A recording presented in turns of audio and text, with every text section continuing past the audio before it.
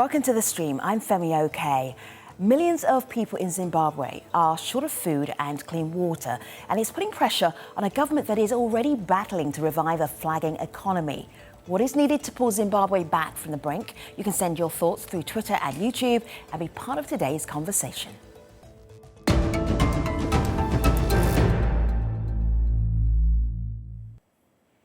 There is little sign of an end to Zimbabwe's worst drought in years, and now more than half of the country's population is short of enough food. About 5.5 million people in rural parts of Zimbabwe and more than 2 million more in urban regions have faced regular hunger in recent months.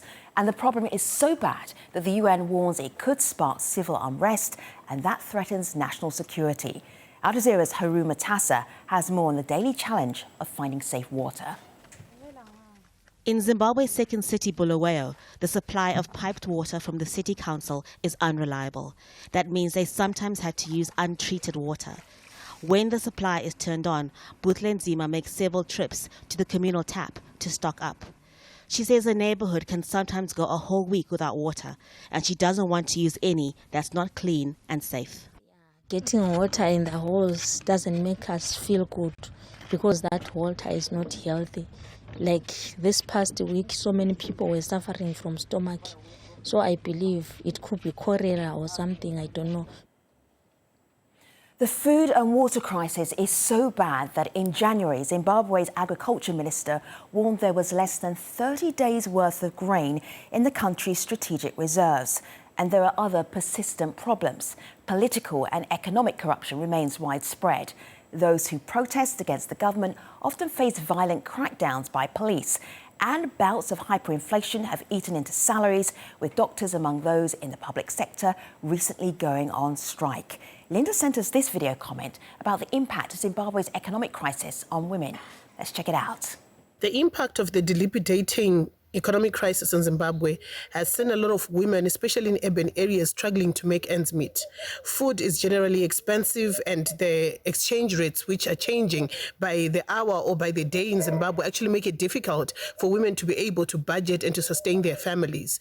You'll find that most women in urban areas find it difficult to have a balanced meal that their family can consume per day. From the city of Bulawayo, we have Dr. Mtabisi Bebe. He is a former Secretary General of the Zimbabwe Medical Doctors Association. And from Harare, we have Nkosana Moyo. He is CEO and founder of MINDS, the Mandela Institute for Development Studies. Hello, everybody. I have to say, before we get started, we also invited Nick Mangwana, a spokesperson for the ruling zany-pf party, to join our panel, but he stopped responding to our calls. We were also due to have Maureen Kade Maunga from the Opposition Movement for Democratic Change. She also stopped responding to us just before we went to air. And you know what that means? It means that we have even more space on this show for you to tweet us at ajstream, and also for you to comment in our YouTube link and our conversation, and you too can be part of this very important conversation. Let me just start here. Dr. Bebe, how bad is the food insecurity situation in Zimbabwe right now? What does that mean on a day-to-day basis? The situation is really sad in that it's quite a very sad state of affairs, and there seems to be no solution at sight for most of the problems, especially when it comes to issues of food, nutrition, and things like that. So in terms of some of the organizations that have done some evaluation and assessment on the severity of food insecurity, they've estimated that the urban population is facing food insecurity is about 2.2 million, and those in the rural areas, they're about 5.5 million. So in total, we're looking at about 6 to 7 million of Zimbabweans who are at risk of facing severe starvation, hunger, and poverty. Nkosana, I know that you are old enough, mature enough, senior enough to remember the days when Zimbabwe was sending food around the African continent was an incredible agriculture breadbasket. And people knew about the farmers in Zimbabwe. So the idea that people should be short of food, that maybe they're only having one meal a day, what does that mean for the country right now? Well, as the doctor has just spelled out, it's a disaster because we're talking almost, 40% of the population, which is going to suffer from food insecurity. That's a huge number. But I think the tragedy really for us is that until very recently, government was behaving as if there is nothing that is wrong, there's not going to be a problem. And as usual, we leave things until the last minute before we start admitting that actually there is a problem. So even if other parties, development partners wanted to assist, they get fed wrong information until it's too late to intervene, to actually activate any interventions that would be of any help. So it is a tragedy. And as you rightly say, I grew up in a peasant family, and I never went hungry, not one day. And it was all because of the food that we produced ourselves in the family. And most Zimbabweans, I dare say, not only commercial farmers, we have to also look at, in the rural communities, the peasant farmers produced enough food for themselves, and the commercial farmers could produce food which could then be exported. I want to give our international audience an idea of what it is like to be living in Zimbabwe right now, what food insecurity literally means on a day-to-day basis. For this, we go back to September. Yes, I did say September of 2019, because this is not a new issue. Let's have a look. I used the money that we received to pay for my children's school fees and the rest to buy food. But ever since the last time we got the money, we have faced serious food shortages, and we only eat once in the evenings and wild fruits the whole day.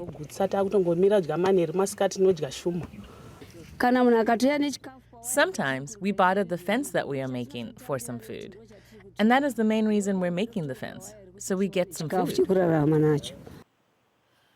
Dr. Bebe, in terms of the health of Zimbabweans, how is that doing right now? The crisis in Zimbabwe is across board.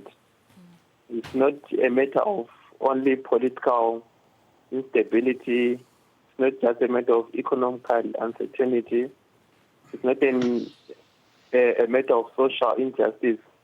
The health sector also stands at a very difficult predicament in that as long as the economic situation is not favorable, it means there's no enough funding to secure basic medical and surgical sundries. And such, you'll see that in most hospitals, basic protective gear is not there. Essential drugs are not there. Emergency drugs are not there. The equipment is old and beyond repair. Diagnostic equipment in some central hospitals is not there. And there is severe brain drain as doctors. Most doctors have seen it in their wisdom that it is better to resign from the public sector and go to private, and some have even opted to leave the country. So, in summary, in the health sector, we see a situation where there is not enough financial muscle to finance all the necessary goods and services that are needed in the health sector, in such a manner that there is shortage of the equipment, the shortage of medicines, and the human resource is not there, which all this brings the health sector to a very extreme condition, or it's actually collapsing in other terms. Nicholas Huck, who is an Al Jazeera correspondent, went to see what the medical situation was like in Zimbabwe, and that was just back in December. Let's have a look at one hospital that he found and the kind of shortages that Dr. Bebe has just been explaining. Let's have a look. A hospital director gave Al Jazeera rare access to one of Zimbabwe's public hospitals in Bulawayo. In the wards he chose to show us, there was no shortage of equipment, but few medical supplies. Right now, the government is backing its major problem is the sanctions and their inability to get foreign currency to import drugs. So that's beyond my control. But I cannot sit here and wait. I have to work and use whatever resources is available to save lives. So many issues there in Nkosana to really unpack for Zimbabwe. It's not just about the drought, it's not just about medical supplies. And Tino Tenda, who is watching this on YouTube and following, says that Zimbabwe is in free fall. I blame both the opposition and the ruling party. They are considering politics first and not the people. Nkosana. Well, you know what? I do not know who this Tino Tenda is, and I don't know what he means by he blames both government and the opposition. The government is running the country. They are the executive. The opposition can give opinions and views and suggestions, but ultimately there is a government that was elected that is in situ, which is the executive, and only they have got the authority of actually doing anything. But let me take a step back. The interview, the lady that we interviewed, who talked about using her money to send their children to school. Zimbabwe is supposed to have free education, but that already shows you that we use words and write things on paper to say the country is implementing these policies which are never followed and they are not being done. So you've got about what, 80–90% unemployment in Zimbabwe. Instead of getting free education for their children, parents are having to find money to pay for their children. With that kind of level of unemployment and services which are meant to be provided for free from our taxes, how do you expect people to survive?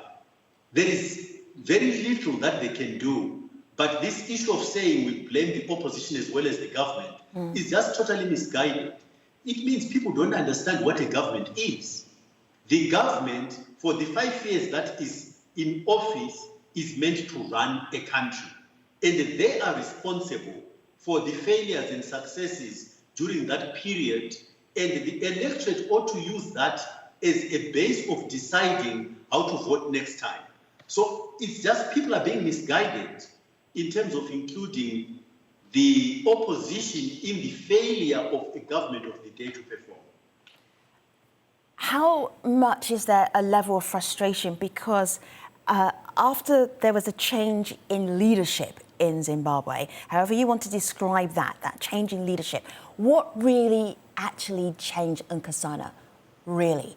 Because it looked like it was the same leaders that were there apart from former President Mugabe. It looked like exactly the same people were running the country.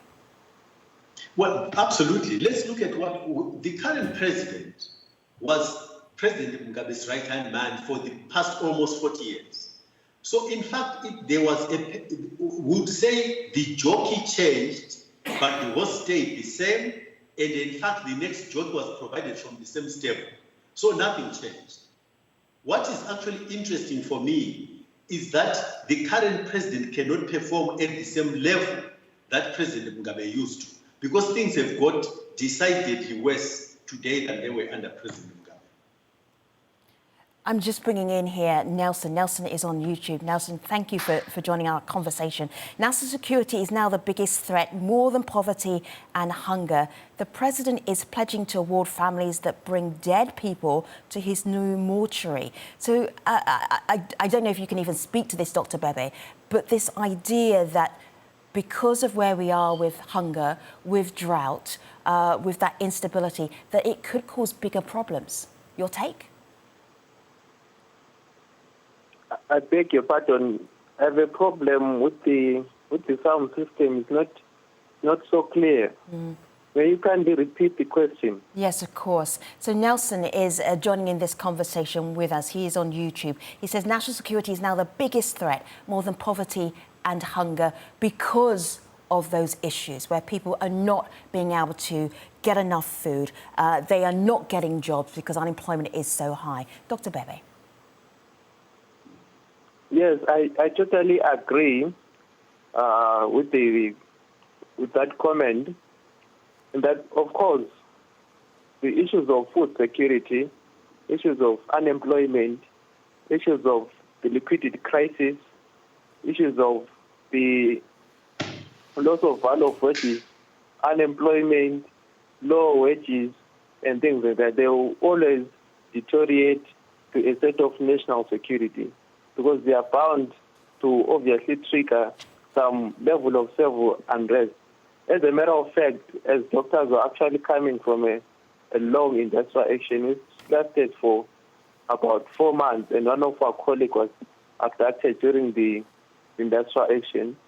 And just a few days ago, the nurses were also complaining, the nurses were also protesting, demonstrating, again fighting a system of being exposed to inhuman working hours, inhuman working conditions, and at every month end they're given a salary which is worthless, a salary which cannot buy the most basic thing in the market, and a salary that keeps on losing value each and every second. And Dr. Bebe, doctors have been going on strike, nurses have been going on strike. How impactful has that been? What difference does it make? It's very unfortunately because what the industrial actions that we have been doing so far have confirmed our fears that there's no one who was actually listening to our cries. There's no one who seems to care much about our demands, our concerns, and our grievances. We have tried all our best. We've done our demonstrations. We've embarked on industrial actions. We've conducted a series of protests. And it's unfortunate that most of those protests, they did not really give us the kind of response that we're expecting from our employer, which is the government. However, if I may come in here. Go ahead. Yeah, Doctor, you're absolutely right, and I would like to echo your sentiments, but put it a bit more strongly. You see, if there are problems in a country, in a society, you'd expect that the relationship between the leadership and the citizenry allows for a dialogue to happen so that the citizenry can articulate to the leadership exactly how they experience life in this situation. In this country, there is no capacity that has been indicated by the people ruling this country, because they are rulers, not even leaders, if I may say. They don't seem to understand that part of their responsibility is to listen to the citizens, telling them what is not working for them.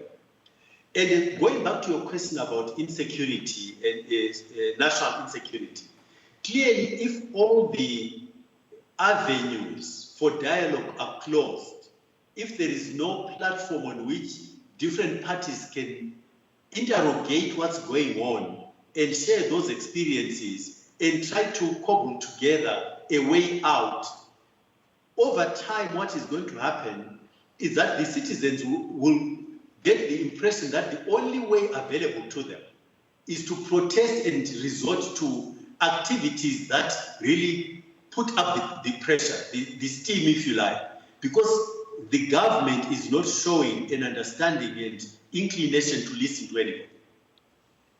I want to share this with you. Patwag is watching and commenting on Twitter. If I may, Dr. Bebe, I just want to bring in some of our Zimbabwean audience who are also following the show. Patwag says, I think your coverage, and talking about the stream's coverage of Zimbabwe, is biased and unjust. Poor journalism. You failed to point out that Zimbabwe is under sanctions, which have caused devastating effects. The US recently renewed sanctions. You need to include a Zimbabwean government for a discussion. So, Patwag, you may have missed the point where I actually did say we invited zany-pf and we've been chasing them backwards and forwards. And they said, yes, we'll come on. No, we won't come on. And then they ghosted us. So there was that. We were trying to do that. But I also had ready, and I think this is very important to share with you, Dr. Alekana Chihombori, who is an activist. She is a doctor, and she grew up in Zimbabwe. And she particularly talks about sanctions here. Let's have a listen. Today pertaining to the sanctions against our beloved country of Zimbabwe. Zimbabwe has been under sanctions for a very long time. the people of Zimbabwe have suffered, from many dying from starvation because of shortages of food, many dying because the hospitals are closed because of shortages of medical supplies, shortages of fuel. The carnage has been devastating, and the most affected are the most vulnerable. For those who dare say sanctions do not affect the economy, I ask you to go spend a month in Zimbabwe. Let's see how long you're going to last. I don't even know how the people of Zimbabwe are still standing after everything that has been going on, and also for as long as the sanctions have been going on. The sanctions are illegal. There is no... So I had that ready to play because I felt that was very important. Nkosana, could you point a lot of the problems that Zimbabwe has right now for sanctions that were actually applied against President Mugabe 20 years ago and continue to be renewed? I think it's actually a tragedy that so many Zimbabweans have been sold this lie that Zimbabwe has been destroyed by sanctions. Zimbabwe has been destroyed by Zimbabweans for a number of reasons. The first one is corruption. And I think it's tragic that somebody like this lady who's just been speaking can say what she just said and not mention sanctions, not even once. If you look at the relationships internationally, at the end of the day, you as a leader of a country are responsible for doing the things that are under your control. People can apply sanctions either justifiably or not. In many respects, that is not under your control.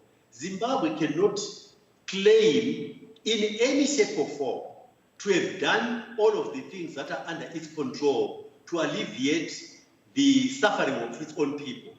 The amount of, the level of corruption in this country is unbelievable. So that's point number one. The second point, when you want to form a team that's going to be able to compete globally, you choose your best people to form that team. Whether it is in rugby, in tennis, in netball, we all know this. Look at the concept, the attitude towards meritocracy. We put people in jobs who do not know anything they are doing. As a result, everything they touch, they destroy.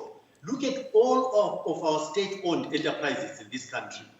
What is that got to do with sanctions? We just put people who do not know what they're doing. Ian Smith was under sanctions and he ran Zimbabwe, or Rhodesia at that time, much better than we were doing. He was under sanctions. Nkosana, you were mentioning people that the young people of Zimbabwe were alive long before they were even born. So we're going deep into Zimbabwean history, but I absolutely take your point. Let me just go onto Twitter again because... No, but the young people in Zimbabwe ought to read their history. If they're going to shape a future that works for them, they also need to understand where we've come from. And we're talking about the colonial history of Zimbabwe there. So let me just go to Takunda here on Twitter. He says 6 to 7 million are at the risk of facing hunger. We should have planned for climate change, but it seems as if someone is sleeping on duty. Mako Muzenda is a journalist who has been looking at the situation in Zimbabwe. This is how she sums up what is happening in her country. The government's handling of the drought just highlights one of my main issues with the current administration, and that there is a lot of reacting and not enough acting. Government knew for months that this drought would be a severe problem, yet there wasn't enough planning, there wasn't enough disaster management, there wasn't enough information going around to prevent the electricity crisis, water crisis, and food crisis that are affecting millions of Zimbabweans today. I'm just wondering, Nkosana, just in a sentence, in a thought, how does Zimbabwe get out of this situation? By Zimbabweans deciding that the future of this country is in our hands. We, not the international community, have to do what is necessary. The starting point being the question of who do we choose as our leaders? Okay. If we choose people who do not know what they're doing, we're going to continue to suffer the way we suffer. All right. Every time we speak about Zimbabwe, there's always a crisis to discuss. We continue this conversation online at ajstream and aljazeera.com/the stream. Thanks for watching, everybody. See you next time. Bye-bye.